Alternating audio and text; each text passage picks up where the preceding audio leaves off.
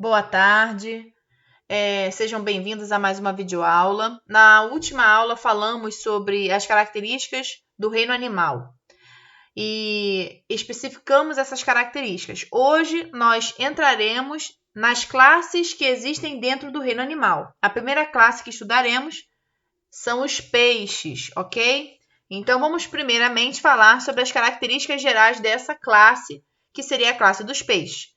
Bom, a primeira característica geral que a gente precisa pontuar é que eles apresentam uma forma hidrodinâmica. O que seria essa forma hidrodinâmica? É esse corpo fusiforme. Pode observar que a parte dianteira deste animal ela é afunilada. E por que ela é assim? Para reduzir o atrito na hora da natação, né? A superfície inicial sendo menor será o atrito com a água quando ele começar a nadar. Logo, isso vai fazer com que ele tenha maior velocidade. Outra coisa é que você vai observar a presença de várias nadadeiras, tá vendo?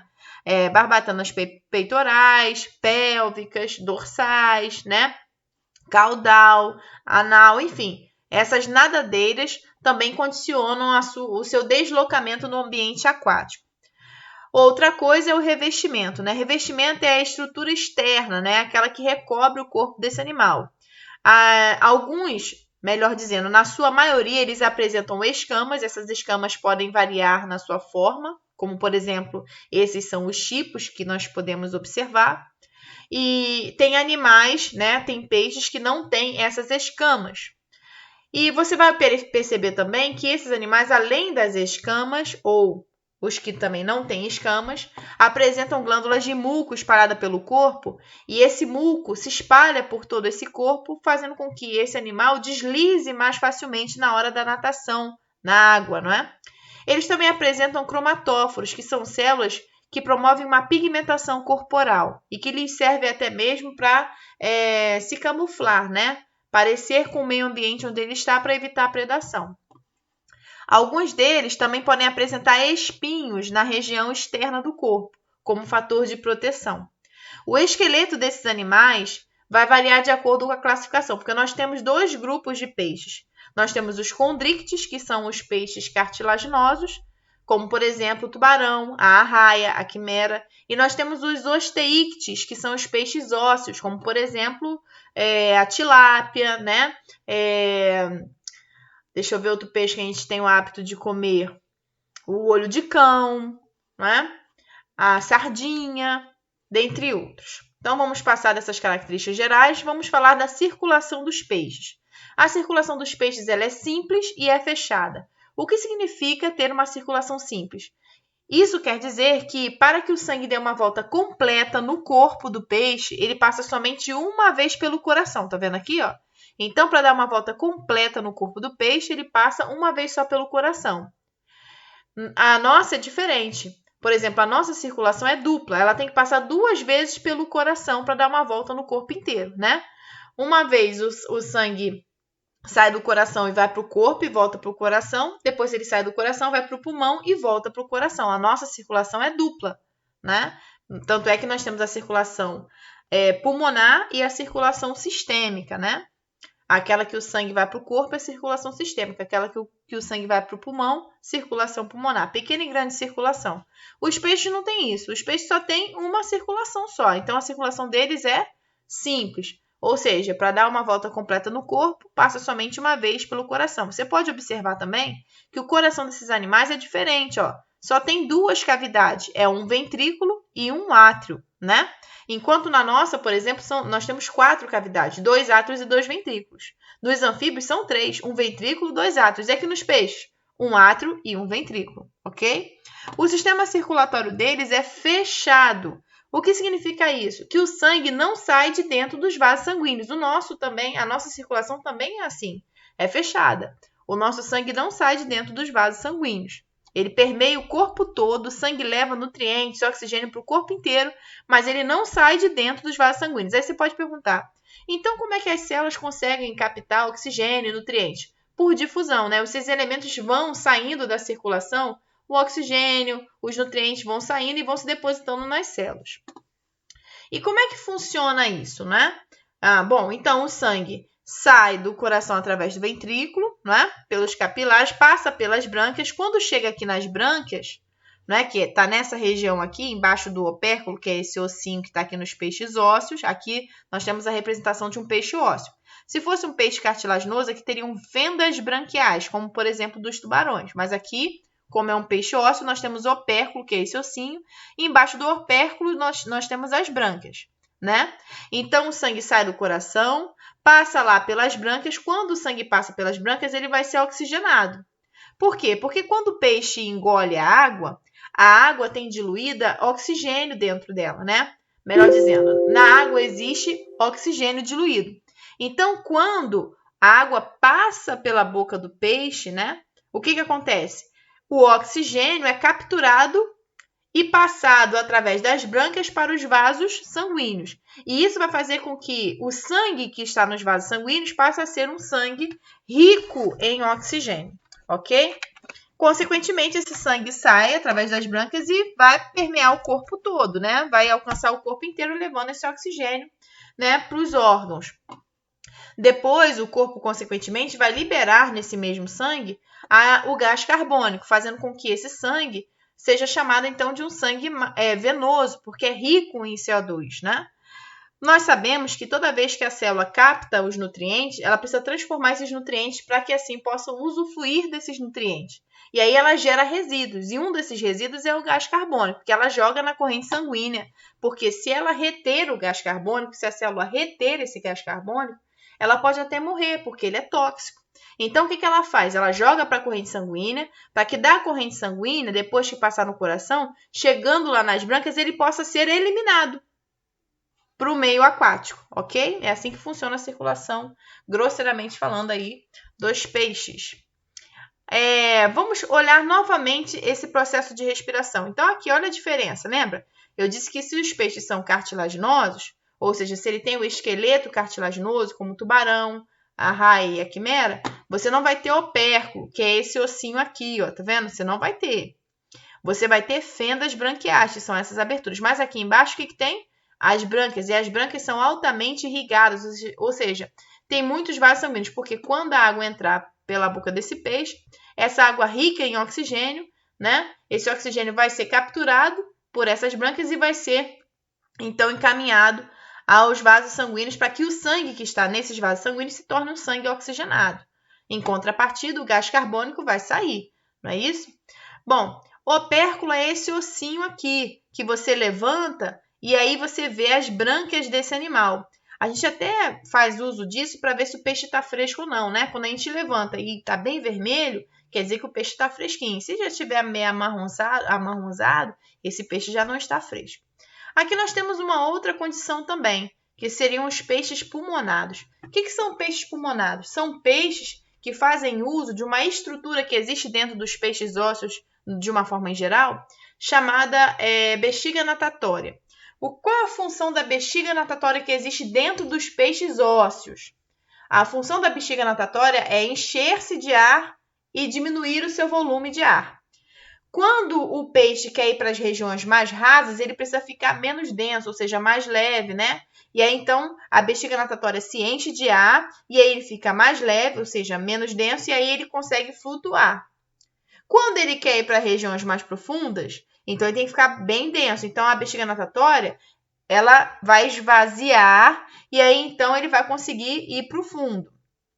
Esses animais aqui, que são chamados dipnóicos, ou peixes pulmonados, usam essa bexiga natatória não para regular, né, a sua dimensão na lacuna de água, na coluna d'água, ou seja, para ir mais fundo ou para ir mais raso. Eles fazem prioritariamente o uso dessa bexiga natatória como pulmão, um pulmão rudimentar, um pulmão primitivo, né? Então, por isso que as pinambóias, elas conseguem sobreviver, por exemplo, às secas do rio Amazonas, por exemplo, né? Tem um período de seca, o que acontece? Ela fica num ambiente mais como se fosse um lamaçal, e ali ela fica enterrada.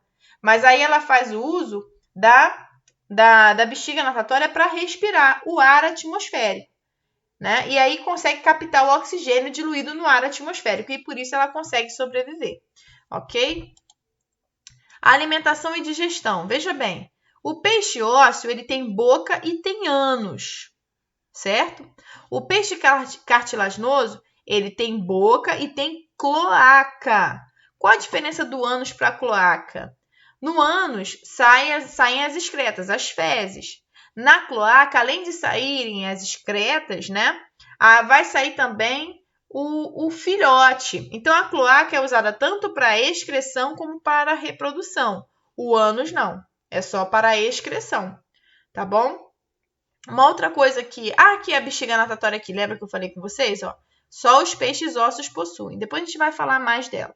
Bom, uma outra coisa que a gente precisa falar do sistema digestório é a válvula em espiral que existe no intestino dos tubarões. Para que serve essa válvula em espiral? Para aumentar a superfície de contato do corpo do animal, melhor dizendo, do intestino do animal com o alimento que está passando por aqui. E isso aumenta a possibilidade do tubarão absorver os nutrientes do alimento que ele acabou de digerir. Entende? Então, as válvulas em espiral aumentam a superfície de absorção de alimento dos tubarões, das arraias e das quimeras. Peixe ósseo não tem válvula em espiral, só peixe cartilaginoso. Bom, flutuabilidade, que é aquela questão da bexiga natatória, tá vendo? Ó, o peixe ósseo tem a bexiga natatória. O peixe quer subir, a bexiga natatória vai inflar, ou seja, vai se encher de ar e ele vai conseguir ir para as regiões mais rasas. Ele quer ir mais profundo, ela vai diminuir o seu volume de ar e ele vai conseguir ir mais profundo. Isso só quem tem é peixe ósseo. Já o peixe cartilaginoso, ele tem um fígado. Ele não tem bexiga natatória, mas ele tem um fígado que é repleto de óleo. Vocês sabem que o óleo é menos denso do que a água. Então, isso confere a esse animal leveza. Não flutuabilidade, mas leveza.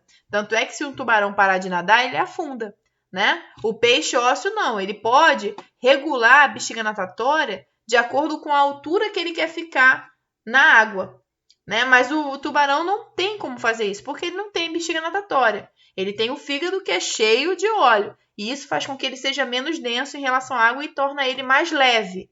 Mas isso não confere a ele flutuabilidade, então ele tem que estar sempre nadando, senão ele afunda, ok? Vamos falar agora um pouquinho do sistema nervoso e sensorial.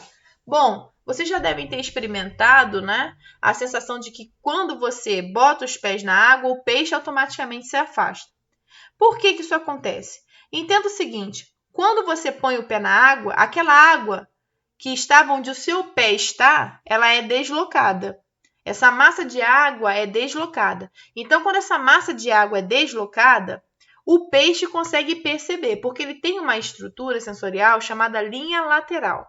E ela está bem aqui, ó, sinalizada aqui, tá vendo? Linha lateral. Ela chega a ter uma coloração diferente. Dá para ver a olho nu quando você olha um peixe. E o que acontece? Ó, ele pegou um pedacinho do corpo desse peixe e botou aqui para você. Então, aqui é dentro do peixe e aqui é fora. Então, quando você pisa na água, essa água se desloca e aí a água entra por esses poros que estão conectados a essa linha lateral e, consequentemente, ao sistema nervoso. Então, ele consegue perceber que naquela região teve um deslocamento de massa de água, então provavelmente existe um movimento ali, por menor que seja, ok? Outra coisa, estrutura sensorial específica, né, de peixes cartilaginosos, são as ampolas de Lorenzini. Como eu coloquei aqui, ó, receptores sensíveis à temperatura, salinidade, pressão da água, né, com especial capacidade de detectar campos elétricos muito sutis gerados por outros animais. Por isso que o tubarão ele é um predador, né, magnífico, porque ele tem uma estrutura sensorial muito potente. Fica geralmente aqui nessa região da cabeça.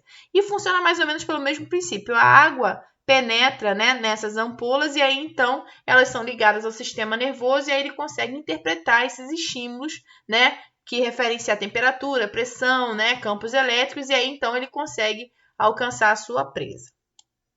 A reprodução. Os peixes são dioicos, melhor dizendo. O que é um animal dioico? É porque tem macho e fêmea da espécie, né? Você vai ter macho e fêmea, então vai ser dioico. E se não fosse? Seria monóico, mas os peixes são dioicos, né? A fecundação ela pode ser externa ou interna. O que significa isso? Ou seja, os gametas masculino e feminino podem se encontrar dentro do corpo do animal ou fora, né? Eles podem ser ovíparos, vivíparos ou ainda ovovivíparos. Qual a diferença? Se o indivíduo é ovíparo, ele põe ovos. Se ele é vivíparo, ele não põe ovos, ele gera o indivíduo dentro de si, né? Se ele é um ovo vivíparo, ele gera um ovo dentro de si, ok? Desenvolvimento direto ou indireto. Tem um P aí que eu não sei de onde saiu. Desenvolvimento direto é quando o peixe nasce como ele vai ser quando adulto mesmo. Desenvolvimento indireto é quando quando nasce uma larva. E o nome da larva é alevino. E depois que o alevino se desenvolve, vira um indivíduo adulto. Então, é um desenvolvimento indireto, porque tem um estágio larval. Não confunda alevino com girino. Girino é o estágio larval dos anfíbios, no caso dos anuros, né? Do sapo. Então, não pode confundir, ok? E aqui nós temos duas diferenças básicas entre peixes ósseos e peixes cartilaginosos. Por exemplo, os peixes ósseos têm boca terminal. O peixe cartilaginoso tem boca ventral. O que significa isso? Se você, por exemplo, pegar uma sardinha e olhar lá de frente, você vai conseguir ver a boca dela. Mas se você pegar um tubarão, você não vai conseguir ver, porque a boca dele está na parte de baixo do corpo dele, né? Por isso que é boca ventral, ou seja, voltada para baixo, para o ventre. Bom, peixes ósseos têm opérculo, que é aquele ossinho que quando você abre, você vê as brânquias. E o peixe cartilaginoso tem fendas branquiais, que são aqueles cortes, né? Os peixes ósseos têm bexiga natatória, que é aquela estrutura que confere a ele flutuabilidade. O peixe cartilaginoso não tem bexiga natatória. O peixe ósseo, tem sistema digestivo terminado em ânus, como eu já expliquei para vocês. E o peixe cartilaginoso terminado em cloaca. O peixe ósseo tem esqueleto ósseo. E o cartilaginoso tem esqueleto cartilaginoso. Bem, espero que vocês tenham compreendido a aula de hoje. E aqui fica a nossa mensagem. Ser feliz não é ter uma vida perfeita, mas deixar de ser vítima dos problemas e se tornar o autor da própria história. Um beijo, fiquem com Deus e até a próxima!